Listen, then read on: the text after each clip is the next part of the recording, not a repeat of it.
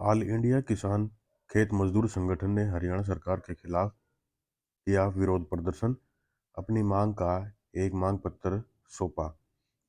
संयुक्त किसान मोर्चा के आह्वान पर आज मोर्चा से जुड़े हुए किसान संगठनों तथा केंद्रीय ट्रेड यूनियनों से संबंधित कर्मचारियों, मजदूर, स्कीम वर्करों ने आज झज्जर शहर में ट्रैक्टर, व्हीकल, बाइक परेड में हिस्सा लिया तथा लघु सचिवालय पहुंचकर एक जोरदार विरोध प्रदर्शन किया। ऑल इंडिया किसान खेत मजदूर संगठन, ऑल इंडिया किसान सभा, भारतीय किसान यूनियन के विभिन्न गुटों व सीटू, सर्व कर्मचारी संघ, स्कीम वर्करों, इंटक तथा अन्य यूनियनों से जुड़े कर्मचारी वर्कर ने भाग लिया।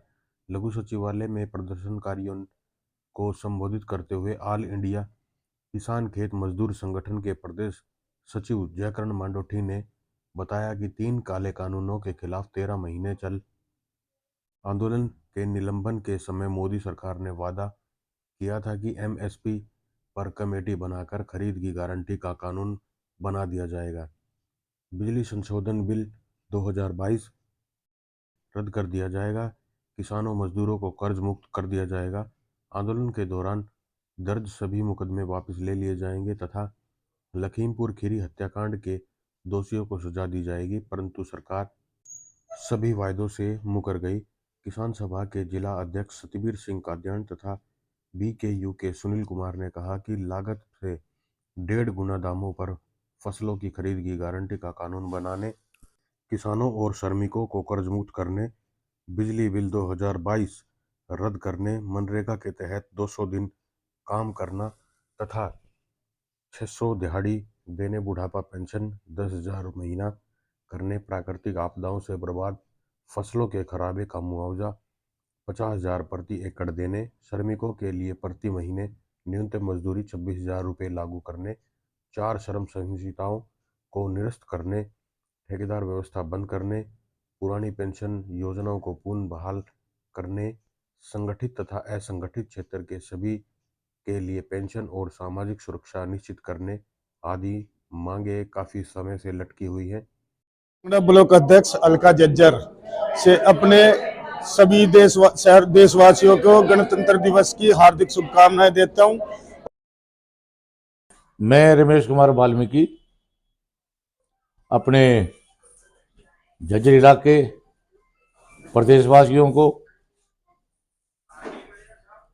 26 जनवरी की सबको बधाई देता हूं, ताकि हमारे इलाके में हमेशा खुशहाली रहे और मेरे इलाके के लोग सुखी रहे। पीछे हमारी जो सरकार है, देश के प्रधानमंत्री ने कितने काम किए देश के लिए। जो स्कीमें सरकार की, जो हमारी रथ यात्रा है गांव गांव तक पहुंची है, और उसके साथ हम भी साथ थे जिले वाइज पूरे हरियाणा में। हम चाहते थे अंतिम छोर पे जो व्यक्ति खड़ा है वहां तक सरकार की योजनाएं पहुंचे।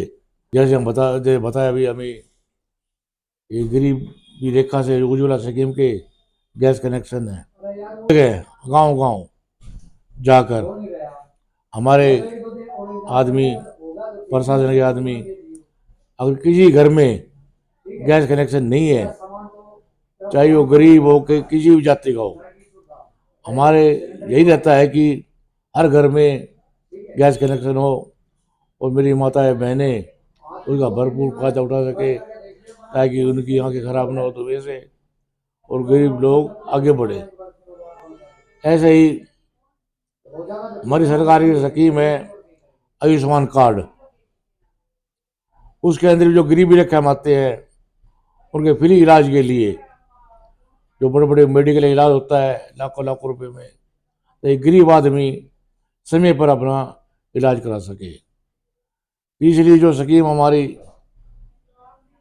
जो स्कीम है बुढ़ापा पेंशन है, हर एक जो बुजुर्ग हमारे उनका मान सम्मान करते हैं।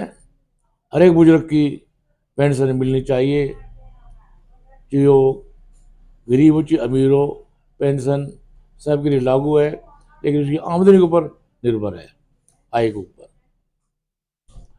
ऐसे ही हमारी योजनाएं हैं।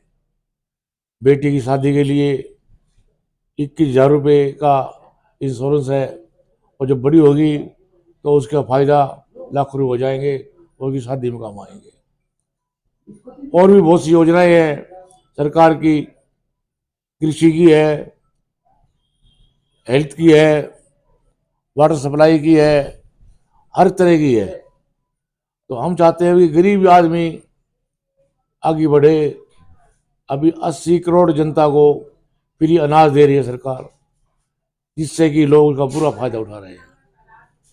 तो हम तो यही कहते हैं, जब से मोदी जी आए हैं देश के अंदर, उन्होंने देश के कितने काम किए देश के अंदर, कभी हमने सोचा भी नहीं था। अभी पीछे देखा आपने, राम मंदिर की स्थापना, मंदिर वही बना, 500 साल की मांग थी, बहुत बड़ी मांग थी, और वो पूरी हुई। और भी काम होंगे देश के अंदर। हम ही चाहते हैं आप लोग सुखी रहे, आगे बढ़ें, तरक्की करें और देश के लिए हमेशा तत्पर तैयार रहें। मेरी तो यही मनोकामना है कि देश का जो गरीब आदमी सबसे पीछे लाइन में खड़ा है उसका भला हो, और ये सरकार ये काम कर रही है। धन्यवाद। जय हिंद। मैं कांता देवी, पूर्व मंत्री झज्जर। मैं सभी देशवासियों को 26 जनवरी गणतंत्र दिवस की हार्दिक बधाई देती हूँ, शुभकामनाएं देती हूँ। आज ही के दिन हमारे देश में संविधान लागू किया गया। वो संविधान जो हमारे बाबा साहब डॉक्टर भीमराव अम्बेडकर जी द्वारा लिखा गया। जब 1947 में हमारा देश आज़ाद हुआ, तब दूसरे देश के लोग ये सोचते थे कि ये इतना बड़ा देश कैसे चलेगा, लेकिन बाबा साहब द्वारा एक बहुत अच्छे संविधान लिखा गया। और मैं साथ ही साथ उन हमारे शहीद भाई जो 1947 में कि देश की आज़ादी कराने में अपना सर्वोच्च बलिदान दिया, उनको भी नमन करती हूँ। और जो हमारे देश की सरहदों पर बैठे हुए हमारे देश की रक्षा कर रहे हैं, उन सभी शहीद भाइयों को करती हूँ। भारत माता की जय।